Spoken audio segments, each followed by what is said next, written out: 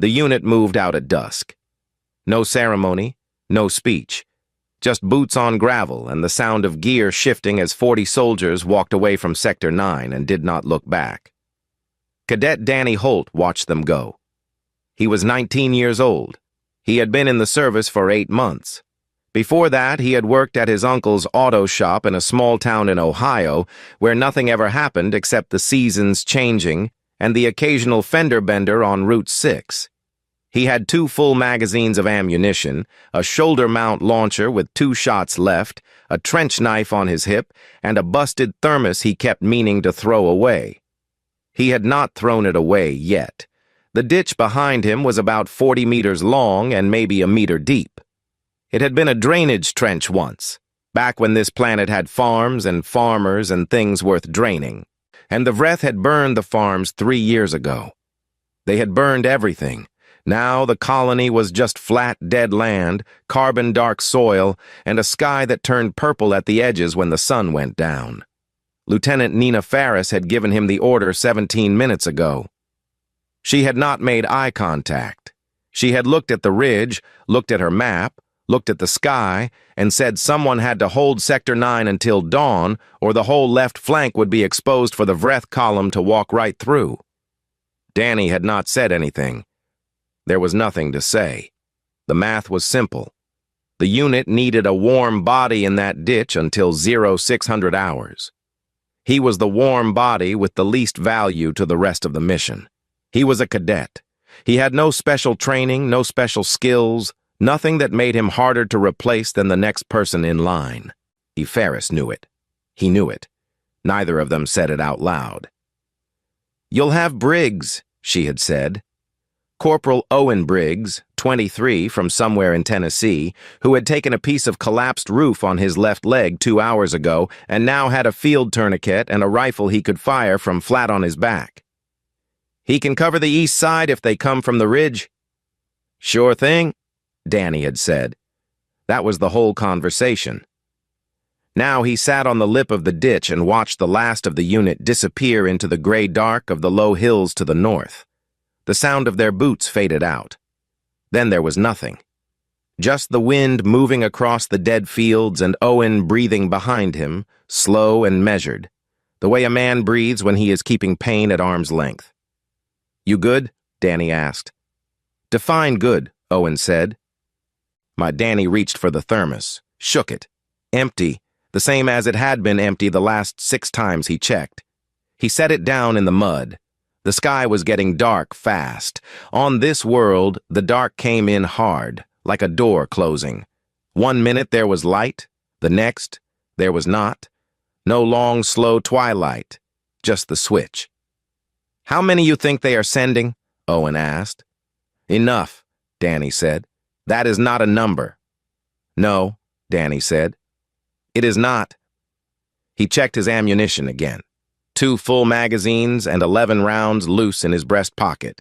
The launcher had 2 shots, and then it was a heavy piece of junk. His knife was good. His hands were steady, which surprised him a little. He had expected them to shake. They did not shake yet. The Vreth were not a mystery.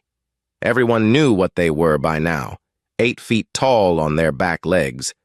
4 arms, compound eyes that picked up heat as well as light, and skin like gray stone tile. They moved in coordinated groups, always, the way bees moved, each one a piece of a larger thing. They did not fight like humans fought. They did not get angry or scared or tired the same way. They followed logic the way water followed a slope, completely, without argument. They had come to this system because it had 3 habitable worlds, and the Vreth needed room. They had burned the farms because the farms were not theirs, and everything that was not theirs was, in their logic, a resource or an obstacle. Danny's brother had been stationed on Colony 4 when the first wave hit. He did not think about that now. He filed it somewhere behind his sternum where he kept things that would make his hands shake if he let them out. And he left it there. He picked up the thermos again without meaning to. "Still empty," Owen said from behind him. "Yeah." Danny set it down. "I know." The dark was full now. The purple had gone out of the sky, and there was just black and stars, and the faint orange smear on the southern horizon that was the Vreth column's heat signature from 11 kilometers out. Danny had a basic scanner, a small handheld unit, nothing special, and it showed the column as a warm orange mass moving northeast. Not toward them, not yet. But the column needed this corridor. Every map showed that.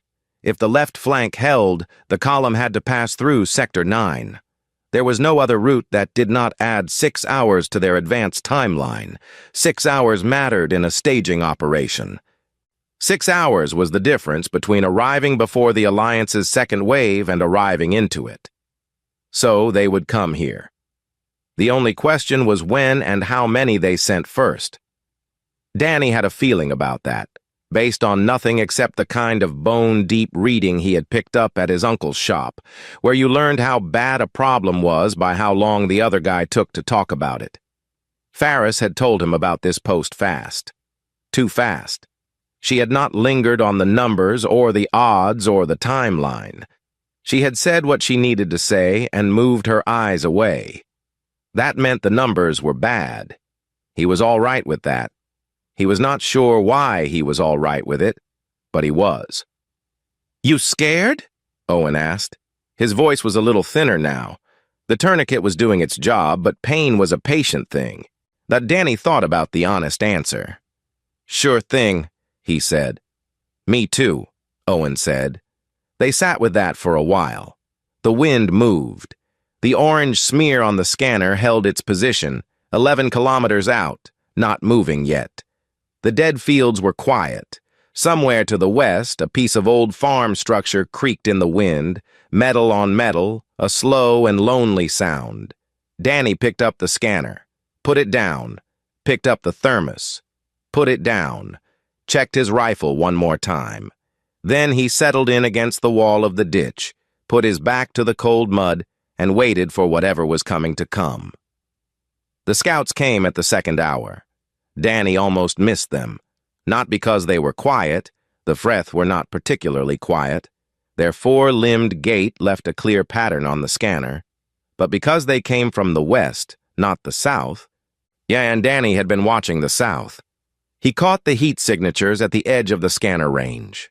3 of them, moving in a line, spread about 15 meters apart, doing a standard sweep. Not a combat push, a clearance pass.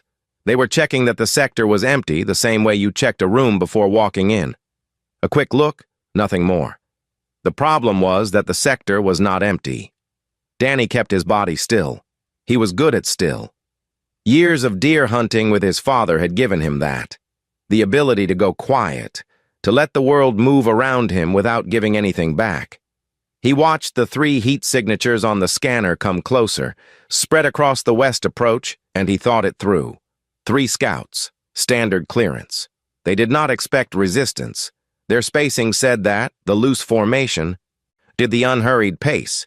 If they completed the sweep and went back to report the sector clear, the column would move through on schedule, and the Alliance flank would collapse. If they did not complete it, the column would know something was here. Either way, Danny was going to make noise. The only question was how much noise and what it cost him. He glanced at Owen. Owen had the east side, his rifle propped on a notch in the ditch wall, his eyes open and clear despite the pain. He had seen the scanner. He gave Danny one short nod. Danny took a slow breath, let it out. The nearest scout came into visual range, a tall gray shape moving through the dark, its compound eyes picking up the residual heat of the ground, scanning for the kind of disruption a human body made in the thermal picture. Danny was below the ditch line. The mud was cold. And he was as invisible as he was going to get. The scout moved closer. 30 meters, 25. Danny aimed at center mass and fired. The rifle cracked. The scout dropped. The other 2 scattered immediately, moving fast in opposite directions, not running away, moving to flanking positions, which was the Vreth clearance protocol for contact with unknown resistance. Find the flanks. Identify the resource. Report back. Danny was already moving. He had thought about this. He had sat in the ditch for 2 hours with nothing to do except think about what happened when the scouts came, and he had worked it out as well as he could. The scouts would split. He could not chase both. He needed to stop at least one from making it back, or the column would know exactly what it was dealing with before it even arrived. He came up over the ditch lip and ran at the nearer of the two. His legs were moving before his thinking caught up. The ground was flat and dark, and he could not see much, but the heat signature on the scanner was 12 meters ahead and moving right, trying to get an angle. Danny cut left, then hard right, and the scout turned to meet him, and they were suddenly very close. The scout was 8 feet tall and built like a wall made of bad intentions. Danny went low, which was the only useful direction, and drove his knife into the gap between the lower left arm and the body. The break in the plating the briefing notes had listed as a primary close-range target, and twisted hard. The scout made a sound like a metal pipe being bent. It went down. Danny was on one knee in the dark, breathing fast, a scanner in one hand and bloody knife in the other, listening for the third one. Gone. The third heat signature was already 40 meters out and moving fast toward the southern approach. He let it go. There was no catching it, and running after it used up energy and distance he could not get back. He returned to the ditch, dropped in beside Owen, and checked himself over. A long scrape on his forearm from the scout's lower claw, not deep, just surface. He cleaned it with the last of his field antiseptic and wrapped it with a strip torn from his kit. 2, Owen said. 1 got away, Danny said. They will send more. Yep. Danny picked up the scanner. The column was still 11 kilometers south, still moving northeast at its previous pace. But on the edge of the screen he could see the returning scout's signature crossing back toward it, a single bright point moving fast. He watched it reach the column's outer perimeter.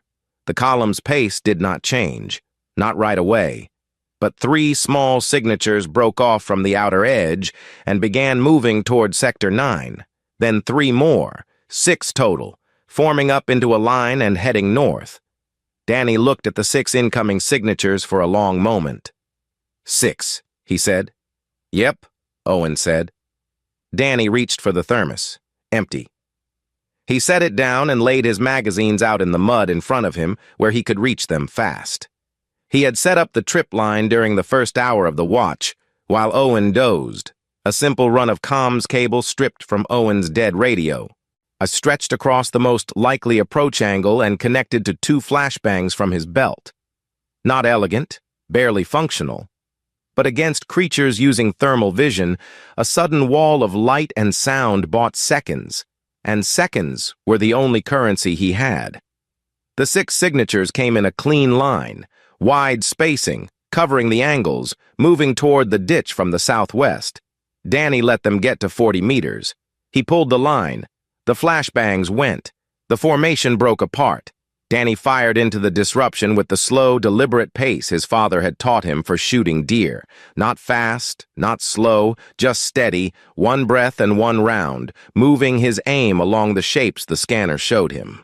The launcher's 2 shots he saved until 3 of the scouts recovered and pushed hard for the ditch together. But coming in fast from the north side where the wall was lowest. Both shots connected. The remaining scout, there was always 1 left, Danny was starting to understand this as a rule, broke west and ran. The field went quiet again. Danny put his back against the ditch wall. His hands were doing the thing now, the fine shaking he had been expecting all night, and he held them together in his lap and breathed steadily until they stopped. Launcher is empty, Owen said. I know. That leaves us with... I know, Danny said. Owen was quiet for a moment. Then, how is the thermos? Danny picked it up, shook it, set it down. Same, he said. The scanner showed the column pausing at 11 kilometers, the big orange mass sitting still, reading the reports its scouts were sending back, and something large and slow working through a problem. Danny watched it and waited to see what answer it came up with. The column stopped moving. Danny watched it on the scanner. the big orange mass 11 kilometers south, sitting still for the first time since he had been watching it. Not retreating, not advancing, just pausing, like something large and slow thinking over a problem it had not expected to have. He knew what the problem was. He was the problem. 2 clearance sweeps had gone into Sector 9 and neither had come back with a clean report. The Vreth were not stupid. They were going to think about that for a while and then they were going to send something bigger. Danny used the pause.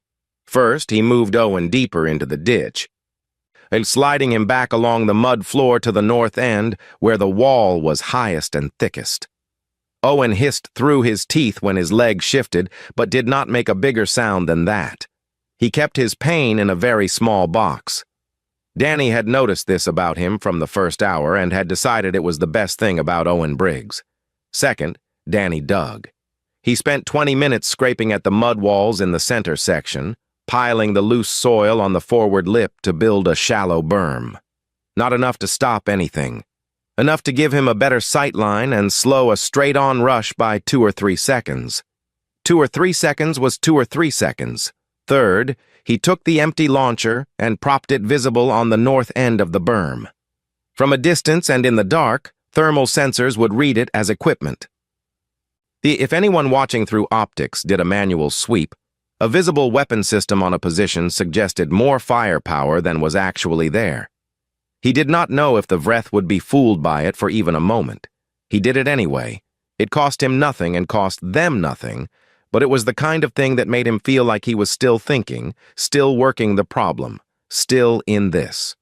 Then he sat down and waited. The column started moving again at the 4th hour. The big orange mass began its northeast push, same as before. But now 3 clusters had broken off from its southern edge and were moving separately, not in line formation, not a clearance sweep. They were spreading wide, coming at Sector 9 from 3 sides at once. Danny counted the signatures, counted them twice. "Owen," he said. "I see it," Owen said, and he had the scanner tilted where they could both watch the screen. His face was still. The kind of still that meant he had already done the math, and the math had told him something he was not going to say out loud. 30, roughly, Danny said. 32, Owen said. 3 groups, 10 or 11 each. They are going to hit all 3 sides. Yep. Danny went through what he had left. 1 1/3 magazines, the knife. The trip line was gone, both flashbangs used. He had 4 frag grenades on his belt that he had been holding back because once a grenade was thrown it was gone, and he had been finding it hard to decide when not having it was better than keeping it. This was the time. He set 2 grenades on the forward lip of the berm within easy reach, gave Owen the other 2 along with the remaining half magazine. "Make them count," Danny said. "That is the plan," Owen said. The 3 groups hit almost together. The east and west groups came in about 2 minutes before the south group, which told Danny the timing was coordinated. The east and west groups were meant to draw his fire and fix his position before the south group pushed straight in through the middle. It was a clean plan. Danny did not shoot at the east and west groups. He let them come. He stayed below the berm and waited until they were at 30 meters, and then he threw both grenades wide, 1 east, 1 west, and dropped flat, while Owen picked up the south group on the scanner and fired at the lead elements in short, measured bursts. The grenades went off. The east and west groups scattered and pulled back. Danny came up and fired into the south group, which was close now. 20 meters, moving in fast and hard with the confidence of something that had done this 100 times and expected it to work the same way again. It did not work. Not cleanly. One of the south group's lead elements made it to the ditch and came over the lip before Danny could stop it, and he shot it at 4 feet, and the recoil from that close knocked him back hard into the far wall. He sat in the mud for 2 full seconds, not entirely certain which way was up. Then he was certain. He shot another one coming over the lip. Then there were no more coming over the lip. He sat in the mud and breathed. Owen was talking. It took Danny a moment to tune back in. East group pulling back, They are merging west, maybe 14, 15 combined, still moving away.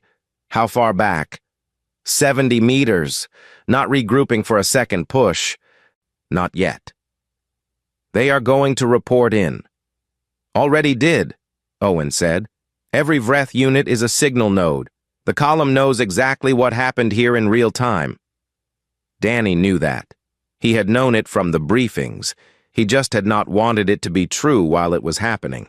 He tried to imagine what the data looked like from the outside. 2 scouts, 6 clearance units, 32 assault units, all dispatched to remove a single occupancy resistance point from a dead sector, none of them successful. He could not get inside the logic of a species that had never failed at this before. He only knew what the scanner showed, the main column still pushing northeast, and a new cluster forming at its southern edge, bigger than the last 3 groups, much bigger. He looked at the screen for a long time without saying anything. Owen looked too. How many? Owen asked. Danny did not answer right away. He picked up the thermos, set it down, looked at the scanner again, at the heat signatures gathering in the south like a slow orange fire building in the dark. More than 32, he said. His last magazine and a third. His knife. The empty launcher on the berm looking brave and useless. Owen with 2 grenades and a rifle with 6 rounds left. The wind moved across the dead fields. The smell it carried was carbon and cold and nothing else. Danny, Owen said. His voice was careful, coming from the place where people put words when they do not want the words to land too hard. You know you do not have to? Get some sleep, Danny said. Owen stopped talking. Though Danny settled back against the mud wall and watched the scanner and did not look at the orange cluster building in the south, which was the same as looking at it because the scanner was right there in his hand. The cluster kept growing. Signatures joining it from the column's edge, more and more of them, until the screen could barely hold the full shape of what was coming. He reached for the thermos. Empty. He set it down in the mud and did not pick it up again. Owen was asleep. Danny had not planned on that. He had told Owen to sleep mostly to stop the conversation, not because he thought Owen could actually manage it, but pain and blood loss, and the specific exhaustion of a man who had been holding himself together by concentration alone, all night, every minute, not letting anything slip, had finally pulled Owen under. And his breathing had gone slow and even sometime in the last 20 minutes. Danny watched the scanner. 114 signatures. He had counted twice. They were moving in from the south in a wide line, not the 3-pronged approach of before, just a single straight push across the whole southern approach, a wall of heat moving toward Sector 9 at a slow, deliberate pace. Not rushing, not a charge. A push. The kind of movement that said, "We have enough. We do not need to hurry." Danny had 1 magazine, 30 rounds, his knife. He did the math. He had been doing the math all night, and the math had always been bad, but now it was not just bad, it was a specific and final kind of bad. 30 rounds into 114 units was not a defense. It was a gesture, a loud, angry gesture that ended one way. And he sat with that for a minute. Then he climbed out of the ditch. He did not think his way into it. There was no plan forming, no calculation that said leaving the position was the smart move. It was something simpler and stranger, the understanding that the ditch was not protecting him anymore. The ditch was a place to be found, a place to wait. And if he was going to spend his last 30 rounds, he was not going to spend them sitting still in a hole in the ground while 114 things walked up and looked down at him. He came up over the lip and stood in the dark of the dead field. The scanner showed the line 200 meters out. He had a few minutes. He moved left, west, parallel to the line, until he found the first real cover the dead farmland had to offer, a collapsed wall section, old stone, waist high, only about 60 meters from the ditch. He got behind it, steadied the scanner, and waited. The line came. When the nearest units reached 150 meters, He started shooting. Not fast. Fast was wasted rounds and shaking hands and hope going out the barrel before it did any work. He shot the way he had done everything tonight, with the patience of a man who knows what he has and knows it will not last, and intends to use every last piece of it. 6 rounds. Move. 30 meters south, belly low across the ground. The return fire hit where he had been, the Vreth locating his position by muzzle flash, but he was already gone. 4 more rounds. Move again. This was not tactics. He did not know enough tactics for it to be called that. It was something more basic. The understanding that a fixed target dies and a moving target costs something, and cost was the only thing he had left to offer. He was costing them time, costing them steps, costing them the clean, easy push they had come here expecting. The Vreth line adjusted. He could see it on the scanner. The formation tightening, units pulling toward his heat signature, the wide advance starting to fold inward as they tried to cut off his angles and box him in. They were good at this. They were reading him in real time and closing the space he had to work with. He moved anyway. At one point, he was 30 meters from the nearest unit. He could see it clearly, the gray plate skin, the 4 arms moving in smooth coordination as it walked, so the compound eyes catching the dull light from a sky that was beginning to go less black at the far eastern edge. A sky that was thinking about morning but had not committed to it yet. The unit had not seen him. He was flat on the ground, face in the cold, dead soil, not breathing. He watched it walk past. When it was 8 meters beyond him, he came up and shot it at the base of the neck, the thermal node, the most reliable target the briefings had listed. And it dropped hard, and he was moving before it stopped moving. 14 rounds left. He was inside the formation now. Not by plan, by movement. The line had tightened around his position as he moved, and now he was in among them, which was either the worst place to be or the only place remaining. The Vreth were not shooting at him. They were too close to each other and their combat rules. He had read this in a briefing once, a long time ago, in a warm room where reading briefings had seemed like a thing that mattered in an abstract way. Did not allow fire inside a tight formation because of the risk to adjacent units. So they came for him with their hands. He shot 2 at close range, used the knife on one that got very close. Same gap in the plating, same motion as the first night's scout, his hands knowing it now without being told. Moved. He did not track time. Time had gone somewhere outside of this. There was only the ground under his feet and the scanner and the shapes moving around him and the rounds coming out one by one and the knife when the rounds were not fast enough. At some point, he noticed that the formation had stopped moving forward, and he checked the scanner. The units were not advancing. They were moving sideways, tracking him, but the line itself had stopped its push toward the ditch. He was inside it, and they were treating him as the primary problem, which meant they were not looking at Sector 9, not pushing the corridor, not doing the one thing they had come here to do. 1 man, a knife, and 12 rounds. The whole forward push stopped. He did not feel anything about that. He was past feeling things the normal way. He was running on something older than feeling, the part of a person that does not know how to stop, that keeps the legs moving because moving is what legs do, that keeps the hands working because that is what hands are for. He moved to a new position, shot twice, moved again. The Vreth were pulling back. He could see it on the scanner, signatures spreading outward, putting space between themselves and his heat signature, not retreating from the sector, not yet. Just creating distance, taking time, doing something that looked on a scanner screen, like a very large thing that was trying to think. 10 rounds. Danny stood in the dark of a dead world, in the middle of a pulling back alien army, and breathed. His side hurt. Something had caught him. A glancing hit from a lower claw during the close pass, he thought, sometime in the last half hour. It was a specific and manageable kind of pain. He pressed his hand against it, checked his fingers in the dark, and moved on. The scanner showed the Vreth formation holding at 200 meters, not advancing. Signature stationary, spread wide, and the shape of something that had run a calculation and gotten an answer it did not know what to do with. He went back to the ditch. Owen was still asleep.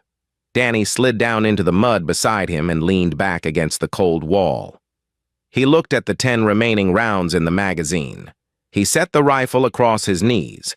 He looked at the empty thermos sitting in the mud where he had left it.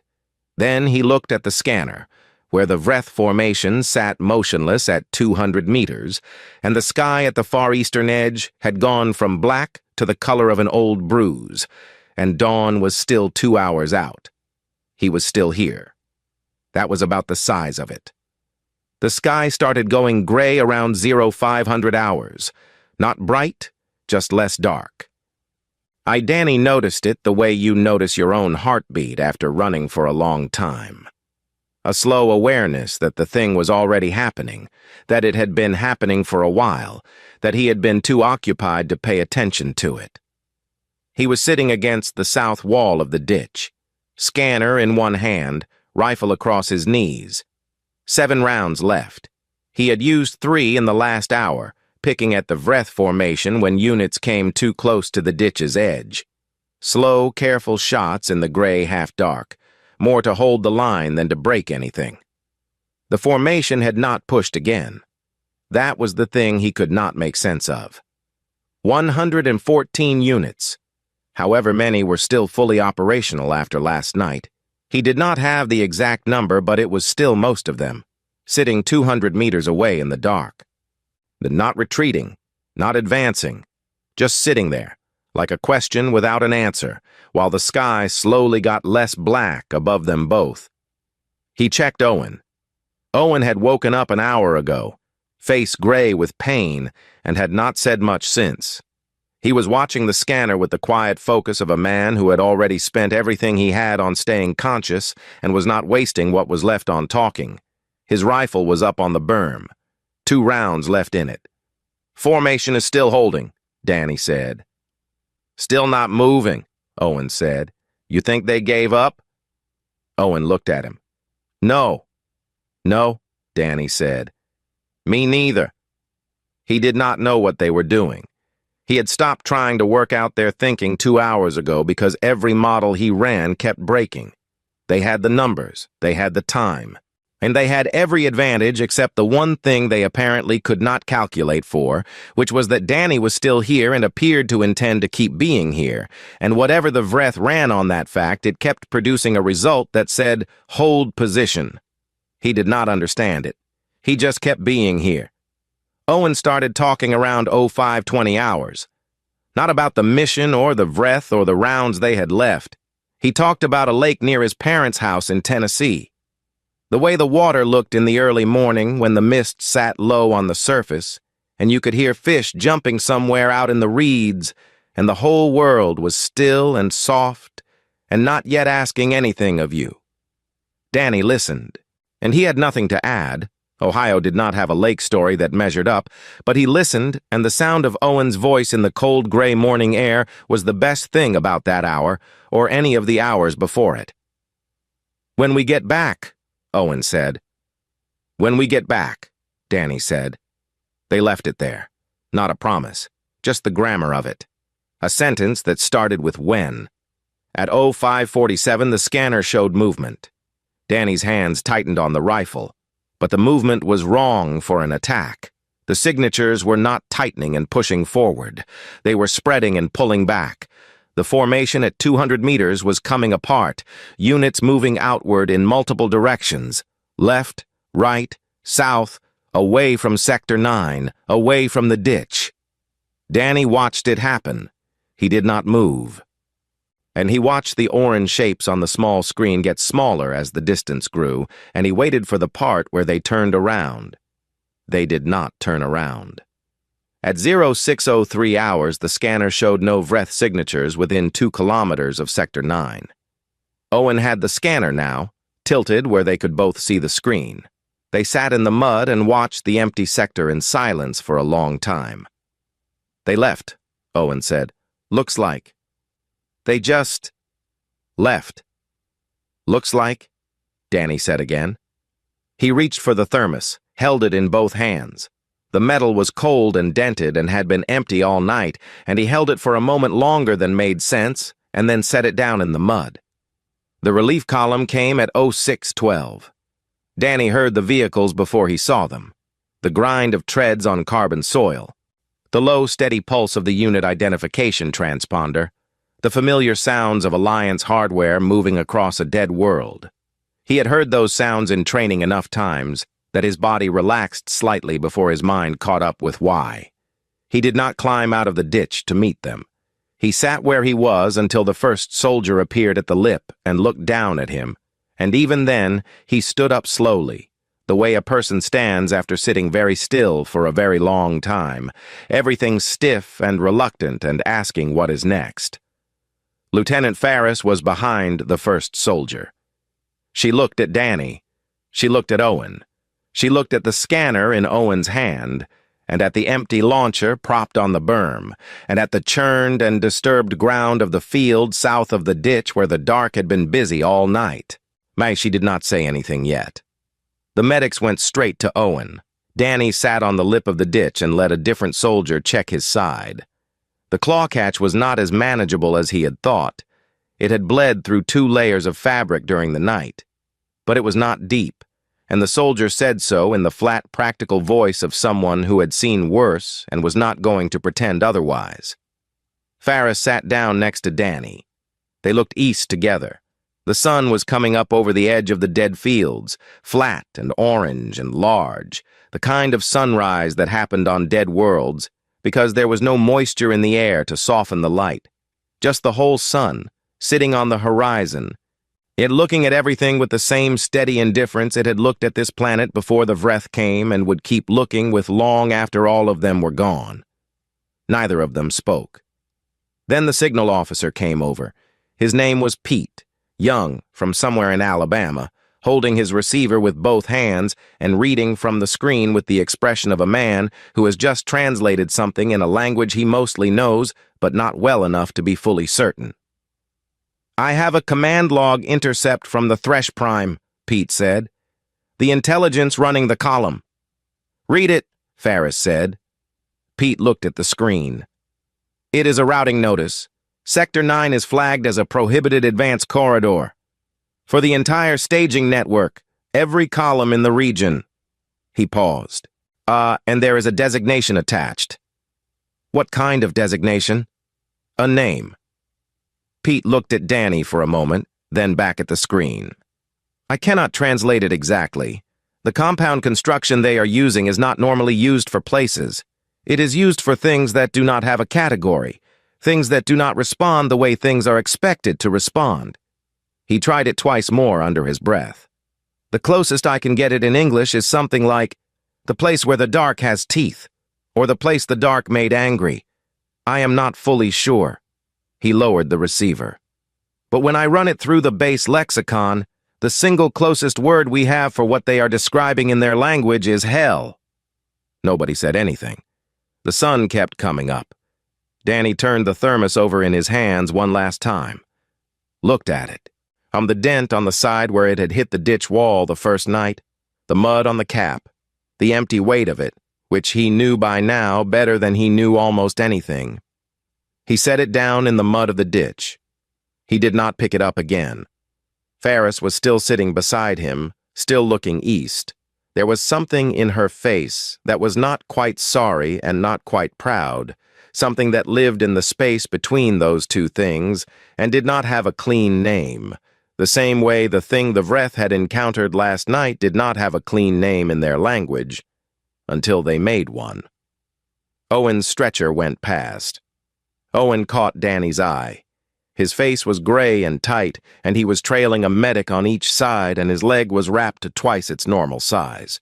He looked at Danny and said, in a voice as flat as a lake in the early morning, "Water looked good, this time of year."